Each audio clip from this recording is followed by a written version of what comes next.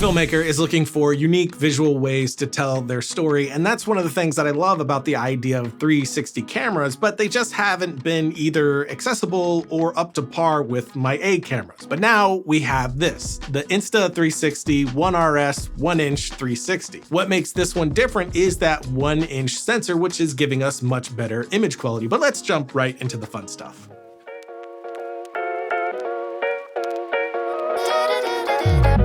Se davvero mi vuoi bene, senti la voce mia, sentimi un po'. Questo è il mio tempo e solo Dio sa quanto ho aspettato. Notti d'estate, giorni infiniti, su un balcone io gira come la ruota di un Luna Park. Dammi la mano, scappiamo più in là.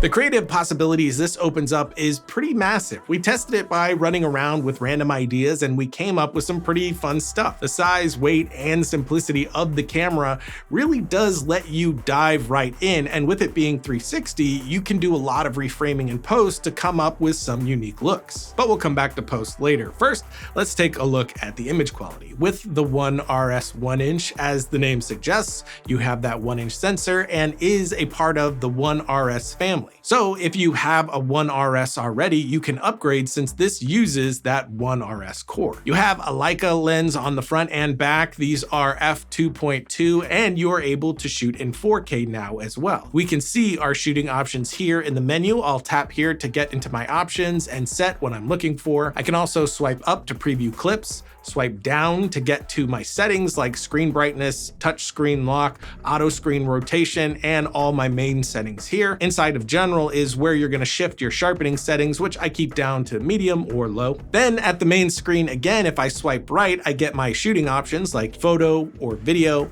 And if I go back and swipe left, I can get all my camera settings, color, exposure, and so on. And as you can see, you can fully operate the camera without using the Insta360 app, but the app is pretty great. You can control the camera settings, record, view your footage, and edit all from the app. There's a great feature here too that's specific to the app called Viewfinder. In here, I can play the clip that I've shot by holding down record, and as I move my phone, I am reframing what I need. It's a crazy fun way to handle the reframing. But the ability to reframe after the fact is what opens up most of the possibilities, like shooting Justin skating in a circle. I'm keeping the camera on him generally in the direction I know that I'm going to want to be looking. Then in post, I can shift that to get the exact shot that I want. Or like this shot here.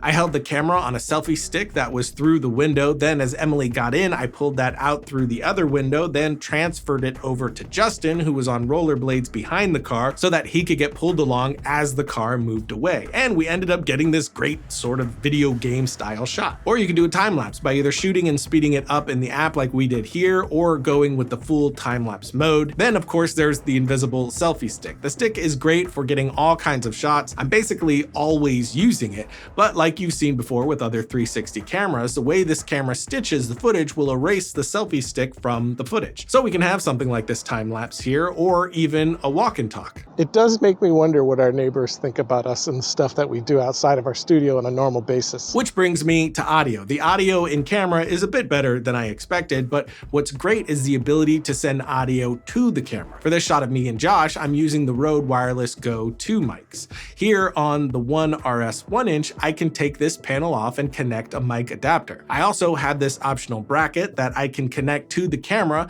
that will allow me to add accessories like the Rode receiver. Then we can bring that solid audio right into the camera and have something that works great. I think this is going to sound great. But back to the image, another perk of the 1-inch sensor is better low light performance, which don't get me wrong, this isn't going to compete with your A camera and low light, but it's massively improved from the earlier versions. We're also getting better dynamic range here and more detail as well. And all of that is what makes the camera work inside of my workflow, but it's still the world of possibilities for shots that get me excited, like pulling off what seems like an impossible shot, starting in one area, moving back through a small opening and up into an almost drone-like shot. Doing this move that feels like the camera is on some drone or jib setup is a blast, especially since there's no setup time. You're just moving with the speed of your ideas. Of course, this is also solid for getting HDRs or photos, but even as a pre-production tool, this thing can be great. I can definitely see me using it to create animatics for larger shoots. You can get example drone shots, crane shots, dolly shots really easily.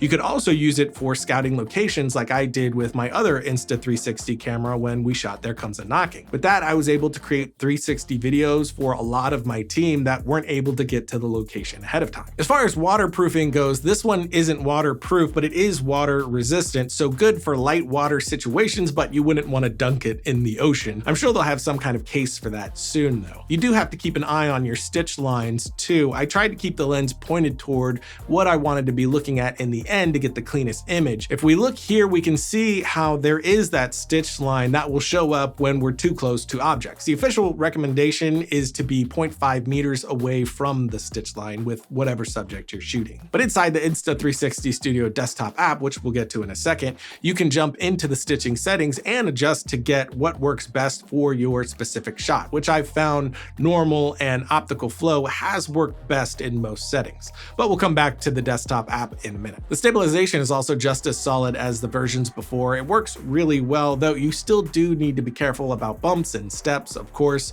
You can see some of that jitter here from me stepping too hard, but if you are on something like rollerblades or stepping very softly, you get a really smooth shot. But now, once you have your footage shot, it's time to do that reframing, which for me, while I do love the phone app, I prefer to do my adjustments inside of Insta360 Studio. So in here, I'll import all of my footage, then I can select the shot that I want to work on, set in and out points to trim if need be, and up here we have different settings we can toy with, like stabilization type. I can turn it on or off, add direct lock or not. Then one down, we have our stitching. Below that, we have some image processing options, which I don't use these in here. I do this sort of work outside of this app. And at the bottom, you have some clip info. Down here, we have our in and out points, our keyframe button. After that, we have our deep track. Here you can select the subject you want your system to track and away it goes. It does a solid job of setting that framing for you. And if you are just following a subject, this does end up being very smooth. Next to that, you have time shift. This is how you can speed your footage up for the time lapse.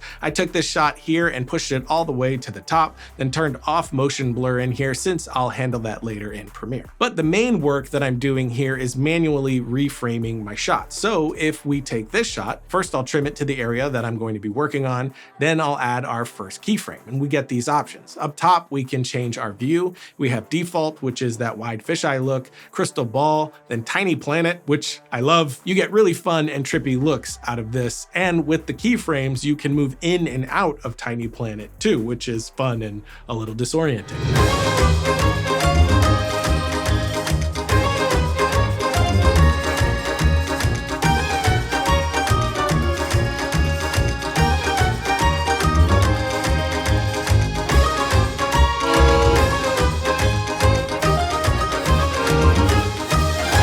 Have normal, but mostly I just set mine myself around 75 here at the FOV control and 5 to 20 on distortion control depending on the shot. Above that, you have pan, tilt, and roll, all of which do exactly what you think they do. So now I can set my field of view and my frame, then move to the next point, adjust to that, and so on. And with adjusting the field of view inside of the keyframes, you can get some interesting push-pull style flares in your shot as well, from subtle to less so. But once I have my keyframe set, I'll add some keyframe transitions like fade in, fade out. With a lot of shots, this will clean up any artificial feel with the moves and give you a much smoother motion. After that, I'll click here to export, and awesomely enough, we can export ProRes from here for best quality to hand off to grading. But that's it, a rundown of the camera and how you use it in post. Of course, this episode is partnered with Insta360, but I've been using their stuff for years and they just keep getting better and better. How much room this gives you to try crazy ideas is really exciting. And again, this can be everything from shooting for final production or using this to create previs or wild shot ideas for bigger crew and gear. If you do want to check it out for yourself, check out the link in the notes below. And if you aren't subscribed, consider doing that and hit the bell button to be notified when we put up more content. And until next time, don't forget to write, shoot, edit, repeat.